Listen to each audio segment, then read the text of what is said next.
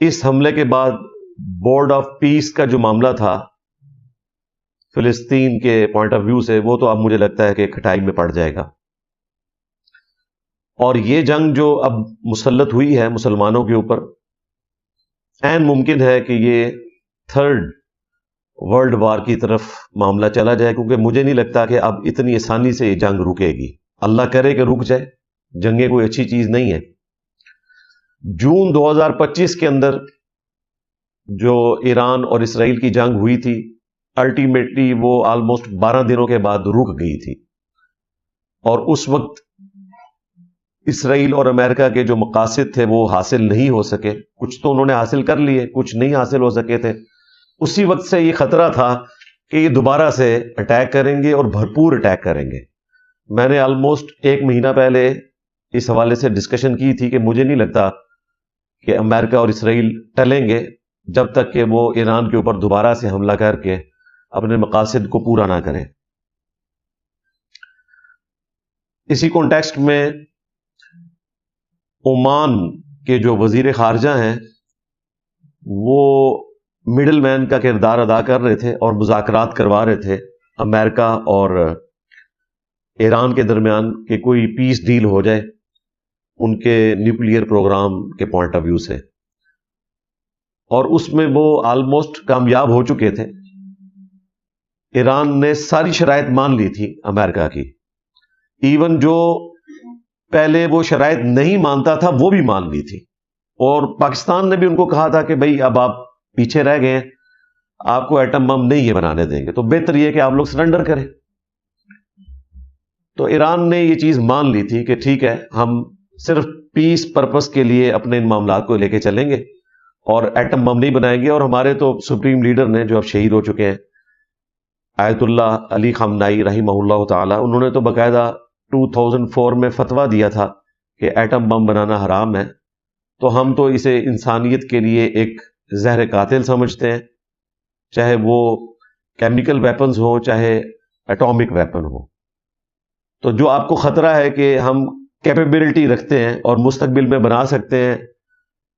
ہم اس سے بھی پیچھے ہٹتے ہیں اور آپ کی تمام شرائط مانتے ہیں۔ اس لیے آپ دیکھیں جب یہ حملہ ہوا ہے تو سب سے پہلے انہوں نے ایکس کے اوپر اپنا پیغام دیا ہے، عمان کے جو وزیر خارجہ تھے، کہ یہ امریکہ نے ایک ناجائز جنگ جو ہے وہ چھیڑ لی ہے جس کا کوئی تک نہیں بنتا تھا، جبکہ ایران ساری شرائط مان چکا تھا۔ بیسیکلی ایران کو انہوں نے ختم کرنا ہے، اور اس کے لیے بہانہ کوئی بھی رکھے، حقیقت یہی ہے کہ وہ ایران کے ساتھ یہ معاملہ کرنا چاہتے تھے۔ ایٹ لیسٹ اب تو یہ معاملہ کھول گیا۔ پہلے میں بھی یہ سمجھتا تھا کہ شاید ایران اگر اپنے اس پروگرام کے پوائنٹ آف ویو سے امریکہ کی شرائط مان لے تو امریکہ پیچھے ہٹ جائے گا، لیکن ایسا نہیں ہوا۔ امریکہ جو سامنے اپنا ایک چہرہ رکھتا تھا وہ اپنے اس دعوے کے اندر پورا نہیں اترا، اور مسلمانوں کے اوپر یہ ایک اور جنگ مسلط کر دی ہے۔ میرے منہ میں خاک، مجھے لگتا ہے کہ جس طرح امریکہ نے پہلے ہمارے کئی ملک ہڑپ کر لیے، لیبیا ہو، شام ہو، عراق ہو، افغانستان کا بیڑا غرق کر دیا، اب شاید ایران کے ساتھ بھی وہی کچھ کرنے جا رہے ہیں۔ وَلِعَاذُ بِاللَّهِ تعالی، اللہ تعالیٰ ایران کے رہنے والے لوگوں کی حفاظت فرمائے، اور یہ جو شیاطین اس وقت انسانیت کے اوپر مسلط ہیں، جو انسانیت کا قتل کرنے میں ایک لمحے کا بھی توقف نہیں کرتے اور امید رکھتے ہیں کہ انہیں امن کا نوبیل پرائز ملے، نہ ملے تو وہ خرید لیتے ہیں۔ اس طرح کی جنگوں کے بعد تو ایسا شخص کسی صورت بھی حقدار نہیں ہو سکتا کہ وہ امن کے نوبیل پرائز کے لیے چیخو پکار کرے۔ علمی پوائنٹ نمبر 2، 26 فروری 2026 کو جب افغانستان نے پاکستان پہ حملہ کیا اور اس کے جواب میں پاکستان نے ان پہ حملہ کیا، اور 2 دن کے بعد 28 فروری کو امریکہ نے اسرائیل کے ساتھ مل کر ایران کے اوپر حملہ کر دیا، تو میرا خیال ہے اب ہم اس چیز کو سمجھ سکتے ہیں کہ یہ سب کچھ پری پلان ہوا، کیونکہ اس وقت پریکٹیکلی افغانستان انڈیا کی گود میں بیٹھا ہوا ہے، انڈیا اسرائیل کی گود میں بیٹھا ہوا ہے، اور اسرائیل تو ہمیشہ سے امریکہ کی گود میں بیٹھا ہوا ہے۔ افغانستان کے ذریعے انہوں نے پاکستان کے اوپر جنگ اسی لیے مسلط کی تاکہ ہم ایران کے اوپر جب حملہ کریں تو پاکستان کو اپنی فکر پڑی ہو، بجائے اس کے کہ وہ ایران کو کسی طریقے سے مورل سپورٹ دے سکیں یا اس سے بڑھ کر کوئی سپورٹ کر سکیں۔ ان کے پاس ایک بہانہ موجود ہو کہ ہم تو اپنی جنگ کے اندر پھنسے ہوئے ہیں، مجھے تو یہی لگ رہا ہے، ورنہ اتنا بڑا حسن اتفاق نہیں ہو سکتا کہ 2 دنوں کے اندر 2 اتنی بڑی جنگیں شروع ہو چکی ہیں۔ اس میں سینکڑوں لوگ شہید ہو چکے ہیں۔ ایران کے اندر آپ نے دیکھا جو اٹیک ہوا ایک سکول کے اوپر، اس میں آلموسٹ کوئی 80 کے قریب بچیاں شہید ہوئیں، اور سب سے بڑھ کر میں سمجھتا ہوں جو آج صبح خبر ملی، آیت اللہ جو ان کے سپریم لیڈر ہیں علی خامنائی صاحب رحمہ اللہ تعالی، ان کی شہادت ہوئی ہے۔ وہ تو اپنی لائف کنکلوڈ کر بیٹھے تھے، ظاہر ہے 85 پلس تھے وہ، لیکن ظاہر ہے مسلمانوں کے لیے ایک سمبولیکلی اگر دیکھا جائے تو بہت بڑی تکلیف کی خبر ہے یہ۔ ایران نے پہلے سے ہی خبردار کیا تھا کہ اگر ہم پہ اٹیک ہوا تو امریکہ تک تو ہم پہنچ نہیں سکتے، امریکہ کو ایک نیچرل پروٹیکشن حاصل ہے، اتنی دور ہے وہ، تو جو امریکن اڈے ہیں ہم ان پر حملہ کریں گے۔ اب یہ بدقسمتی ہے مسلمانوں کی کہ امریکن اڈے مسلمان ملکوں میں، یو اے ای کے اندر موجود ہے، قطر میں موجود ہے، سعودی عرب کے اندر موجود ہے، کویت کے اندر موجود ہے۔ ان سارے اڈوں کے اوپر ایران نے جوابی اٹیک کیا، اور حیران کن بات ہے کہ وہ ملک بجائے امریکہ کو کچھ کہنے کے